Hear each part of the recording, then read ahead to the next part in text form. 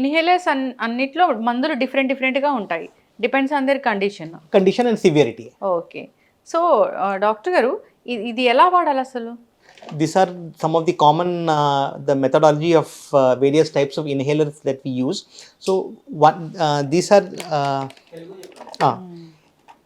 ఈ రెండు products MDI అంటాము, మీటర్ డోస్ ఇన్హేలర్స్ అంటాము. So this is the old model and this is the new model. So in this ఏం చేయాలి, ఇది క్యాప్ తీసేసిన తర్వాత ఫస్ట్ మనం ఎగ్జేల్ చేయాలి. దాని తర్వాత we have to keep it in the mouth, press it and take a deep breath. So once you press and take, the medicine will be released. And ఇక్కడ డోసేజ్ కూడా ఉంది, dummy model. So అది మనం చూడొచ్చు. So ఇది new technology. So దీంట్లో అయితే just ఇది క్యాప్ తీసి there is no need to press, ఇది జస్ట్ డీప్ బ్రెత్ తీసుకుంటే ఇది ఆటోమేటిక్లీ యాక్టివేట్ అవుతుంది. ఇట్లా ప్రెస్ చేయాల్సిన అదే ఇది సింక్రో బ్రీత్ అంటాము. So in elderly people, those who are having other issues, this is recommended అండి. ఆల్రెడీ అది ఫిల్ చేసి ఉంటుందా మందులతోని? ఎస్ దీంట్లో the indicator is also there. So we can see when the medicine is over, we can purchase new one. Okay, yes. అయితే doctor గారు ఎప్పుడైనా ఇది మర్చిపోయారు, ఆ టైంకి ఇప్పుడు టైం టు టైం అలా తీసుకోవాలి అట్లా ఉంటుంది కదా, ఎప్పుడైనా మర్చిపోయారు, ఇన్హేలర్ ఎక్కడైనా మిస్ అయింది అన్నప్పుడు వాళ్ళకి నిజంగానే బ్రెత్లెస్నెస్ వస్తుందా? అట్లా those who are requiring regularly madam, that అది depends on the severity. But one dose here and there if they miss, there is no problem. Okay, కానీ ఎప్పుడు క్యారీ చేస్తూనే ఉంటారు for safety purpose. Okay. So ఈ dosage ఇది change చేసుకోవడము, follow ups అనేవి ఎట్లా ఉండాలి? సో నార్మలీ అది everything depends on two things. First of all the symptoms, what severity of problem patient is facing, and second based on the spirometry report, PFT report.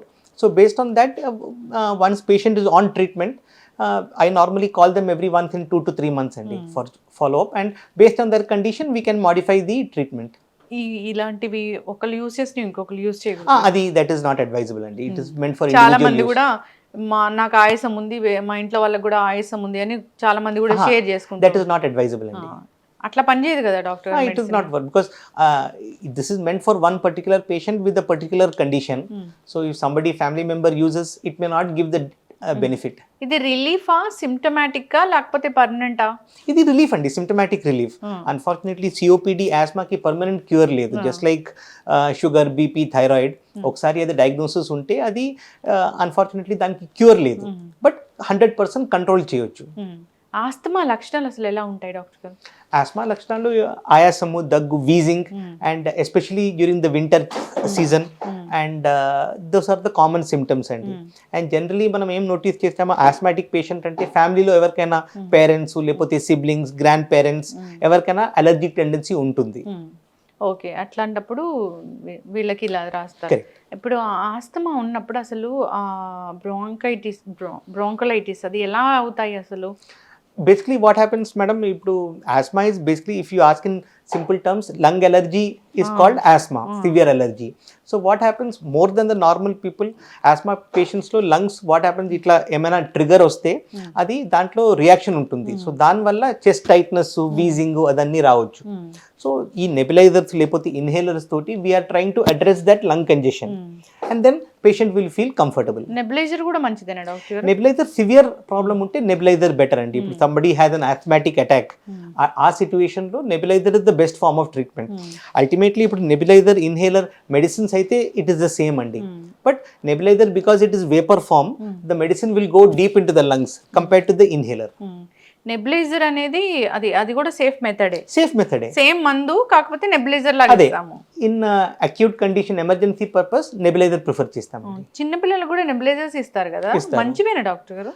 Again that has to be done under supervision అండి. It is better not to initiate any treatment without medical guidance. Steam కి nebuliser కి తేడా అంటే? Steam అంటే just మామూలు hot water తోటి ఆవిరి తీసుకోవడం. నెబులైజర్ అంటే దాంట్లో మెడిసిన్ వస్తుందండి, ఆ మెడిసిన్ పెట్టి అది ఒక 5-10 minutes అట్లా మాస్ పెట్టుకొని అది తీసుకోవాలండి. ఎస్, చక్కగా చెప్పారు డాక్టర్ గారు. ఈ ఆస్తమా లాంటివి అసలు రాకుండా మనం ప్రివెంట్ చేసుకోవచ్చా? లేదండి, అలర్జిక్ ఇన్ఫెక్షన్ కాబట్టి it is an allergy, so we can take precautions, because any allergy more important than treatment is prevention. So if we are able to identify what are the issues, mostly people will face difficulty during the climate change, winter and rainy season. సమ్మర్లో అందరు హ్యాపీగా ఉంటారండి. So అది climate season when we are some people may not get be comfortable with AC. So all those small life style modifications, diet we should avoid excessively spicy oily food, so and chilled items we should avoid. So అట్లాంటి simple precautions that can be comfortable. Asthma root cause తెలుసుకుంటే దాన్ని avoid చేస్తే asthma తగ్గిపోతుందా? Automatically any allergy ఇప్పుడు మనకి what is the trigger, individual కేస్కి అది triggering factor వేరే ఉంటుందండి. So for a particular patient what is the triggering factor, for what reason they are finding difficulty, if they are able to identify, that is actually more important than treatment prevention. చక్కటి information doctor గారు. ఇవి వాడేటప్పుడు doctor prescription ఉంటేనే వాడాలి. చాలామంది OTC కూడా వాడుతూ ఉంటారు, దానివల్ల ఈ ఇష్యూస్ అనేవి వస్తూ ఉంటాయి. అంతేకాకుండా ఇది డోసేజ్ అనేది కూడా డాక్టర్ ఎప్పుడు చెప్తే అప్పుడు ఫాలోఅప్కి వెళ్ళి దాన్ని కరెక్ట్ చేసుకోవాల్సింది, డోసేజ్ని సెట్ చేసుకోవాల్సింది. సో నెబులైజర్ కన్నా ఇది ఇన్హేలర్స్ అనేవి modern. But nebulizer is important in the emergency purpose. When difficulty is more. Nebulizer is efficacious. Otherwise patient happy and comfortable అంటే inhaler వాడొచ్చండి. ఇప్పుడు అలా ప్రెస్ చేయాల్సిన పని లేకుండా మోడర్న్. అదే ఇది సింకో బ్రీత్ అంటాము. సో దీంట్లో ప్రెసింగ్ అట్లా ఫెసిలిటీ లేదు. సింక్రో బ్రీత్ అంటే డీప్ గా జస్ట్ డీప్ బ్రెత్ అయితే ఇది ఇట్లా automatically sense the breath and it will release the medicine అండి. So elderly people they don't have to press and face difficulty. So just keep it in the mouth and take deep breath, that automatically it will be activated అండి. ఈ స్టెరాయిడ్లు ఏం చేయవా doctor గారు? Steroid compare to oral steroid the dosage అది strength చాలా తక్కువ అండి. So almost side effects are negligible compare to the oral tablets what we take. Betnesol that is very famous. So compare to the oral medicines this steroids దీంట్లో కూడా ఉన్నాయి, but very low dose and benefits are far more than the side effects. చక్కటి information doctor గారు. Follow అవ్వాలని కోరుకున్నాను. ధన్యవాదాలు. నమస్తే.